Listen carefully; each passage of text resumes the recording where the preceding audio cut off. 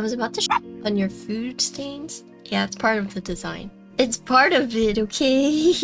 I use an eating mat. It wouldn't be this bad, okay? And plus, if it were this bad, I would have cried. I would have complained to chat, honestly.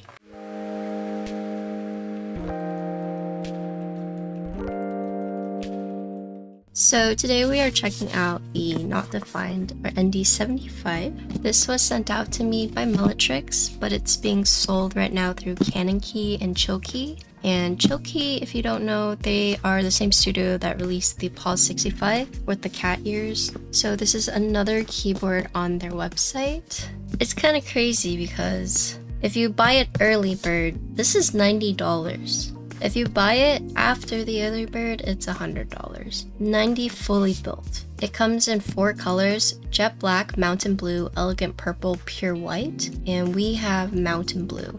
So depending on the color you pick, it also has like the matching keycaps, which are cherry profile, and then it uses the ND75 switches, which is a linear switch, PC top, nylon bottom, palm stem, and then the actuation force is around 45, bottom out force is around 50. It does use plate stabilizers, and then the neat thing about it has a screen. So it's USB, tri-mode connectivity, supports both Windows and Mac, and then has 3 mounting styles.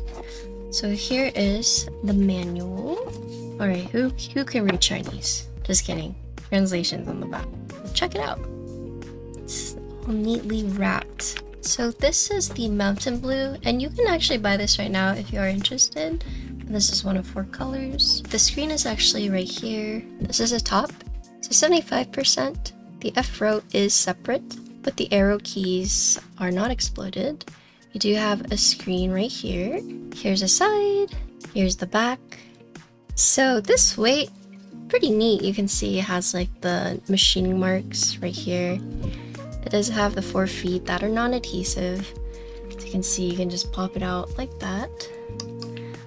USB port side, you can see the fancy weight from the back, and then here's the front. There are no visible screws, and it uses a screwless quick assembly system, and then it has 3 mountings. So you can do split O-ring, silica gel, and top mount. So let's see. Oh, okay. So even though it uses the quick assembled, you still have to be careful because the screen does use a ribbon cable. QK, who does something similar, their design is by far like most user friendly because it uses the pogo or magnetic connectors, so you don't have to worry about the ribbon. I think Mellitrix for their zoom is starting to switch over to the magnetic connector as well, but just in general, just be careful with the ribbon connectors. So the USB also uses a ribbon connector, so also have to be careful of that. So deconstructing the board, default looks like a PC plate. We already talked about the switches, but here you can see like the different mounting types. So you can see the split O-ring. So you have 1, 2, 3, 4, 5, 6. I think one thing people might critique it is having this one right here, but it shouldn't affect it because this is actually on the PCB and not the plate, so it shouldn't affect it. So the split O-rings are found on the PCB, whereas like these tabs, see? So the O-ring tabs are on the PCB, but then there are tabs on the plate, and this is for, I guess, the silica gel and then the top mount. When they say silica gel, I'm assuming it would just slide in right here, so it's like the gasket dumbbells. 4 mounting up top, the 4 mounting on the bottom. The mounting points do intersect with the spacebar, and then I'm assuming these holes, like the closed off holes, are for top mount. And then looking at the case, so first of all you have the bottom case. So here are the ball catch mechanics, and then there are silicone covers on the side of the board. I don't know if you guys can see this right here, but I'm guessing this acts as a sort of force brake, also as a way for the case to, I guess, not shift around. So essentially it helps keep the board snug together. This is an alignment. So it goes on the plate. You have one right here and then one right here. So an alignment tab for the plates. So here you can see the indentions for the, I guess, silica And then for the split O-ring, these cutouts with the white. So the USB is in the weight. In order to access it, it looks like you have to unscrew these two to take off the weight, and then you can access the USB. I'm not going to take it apart, but there is that. Another thing is that it does have the top and bottom walls, but there are no side walls. And for the top case, it's the same thing, except the top case has the screen. Here you can see the ball catch mechanic. These indents right here are for the silica, and then these screw holes are for the top mount. And because the split O-ring is on the bottom on the PCB, there are no like cutouts or indents for that seen on the top piece. Okay, so unbuilt, the case is 2 pounds, 13.8 ounces. In kg, it's 1 kg 298 G. And that's the board, just the case alone. So pre-built, it does have case and plate foam, and it looks like it has PE foam as well. And so I think what I'm going to do is I'm going to just keep all the foam in there, but we're gonna do the 3 mounting styles instead. Looking at the accessory box, so you have an extra ribbon cable, you have the connector, you have the screws for the top mount. These are the silica gels, so the gasket dumbbells, and then you have cable. I'm actually a huge fan of these cables because they're the soft, rubbery cables. So the screen says brightness, speed, volume, language. You can change it. This has the dates, which is 2075 1241. What the? Okay, so you can pick the color. Okay, so here you can see the backlight. So right now it's on rainbow. So you have red. You can do an orange, a yellow, a green, a cyan, a blue, a purple, a white, or RGB.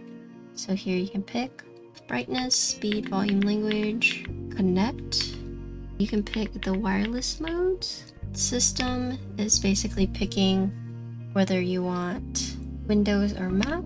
So you can pick the effect for the RGB. So you have 6 on one page, and there are 4 pages. Basically, anything you want to do, you have to do it through the screen. But if you don't want to do it to the screen, there are a bunch of different like buttons that you can use. It has tri-mode connectivity, and you want to make sure that you swap to the right connectivity. And then there's also Windows Mac mode. But we can do a sound test to see how this sounds first.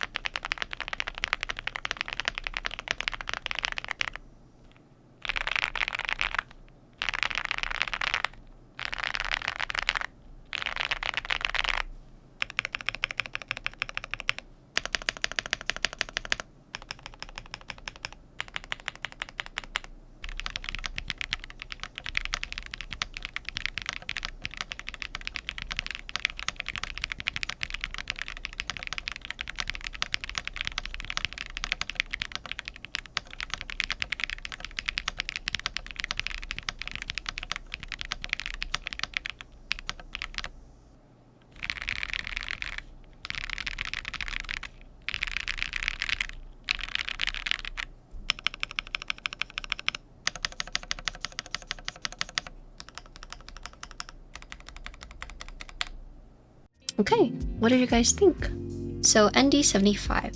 So this is a fully pre-built keyboard, at least if you buy it from Keebs. If you want to build it yourself, I think janky offers the bare bones, maybe Canon keys as well. I would have to double check. Default, it comes with a PC plate, all the foams installed, so case, PE, and plate foam. The PCB is 1.2 mm, and then there's no different layouts, so what you see here is what you get. This does use a ball catch mechanism, so you can easily remove it. It's interesting because instead of going full pogo, it uses a combination. So this is magnetic and this easily pops out like that. But then to connect this to the actual PCB, it uses a ribbon cable. It's a good thing that this is magnetic because if you do top mount, you risk pulling this off if it wasn't magnetic. I mean, but this is fine, right? This way you don't have to worry technically about the cable coming off, but maybe this was like the best method they could think of, which is fine. The plate does have flex cuts, and then the PCB also has flex cuts. Pre-installed, it does have all the foam. You do have like the switch right here. I don't know if you can see that, but there's a switch that you can get through from up top. This does have tri-mode. There are batteries, so that's what this cable is for. Yeah, but my only thing is that top mounting this board and taking it apart is a little rough. I'm sure there's probably a better way, but the reason I say it's like a little rough is because taking it apart with the ball catch, right? Normally you have the keycaps that you can just kind of push it off of, but with the top mount and it being installed on the top case, you run into the issue of like not having anything to push it off of. There are holes at the bottom of the case. I'm pretty sure that has something to do with removing it, but when I did top mount, I essentially just had to like shake it open. I mean, for the price, it's good in my opinion. There are some things that they accounted for that I thought was really nice. The anchor points to help align the plate, and then making the back one magnetic so that you don't have to worry about it flying off whenever you're removing the top case. The stabilizers, mine were good outside the box. They are plate mount, but mine sounded fine. I think stabilizers out of the box are always like hit or miss, so do take that with a grain of salt. And then taking out the foam, I didn't think it sounded bad. I mean, some of you commented on the spacebar, but that doesn't bother me too bad. I like the alphas, and the spacebar wasn't awful. It's a higher pitch spacebar for sure compared to the alphas. I think for the price, it is pretty crazy. I just feel like I've been building more and more keyboards that the prices are getting lower and lower, but the quality is like improving. It's kind of insane to think about. I will say Chilkey and the keyboards that they have been releasing have always, or at least the paw was very solid, like outside of the box. It's the same thing for the ND75 in my opinion. I do think the biggest shortcoming is the top mount ball catch release, and I would have to figure out a better way to do it. But yeah, that's the board. Thank you Melitrix, thank you Chilkey for sending it out to me. You know, for $90 early bird pricing, this is pretty insane.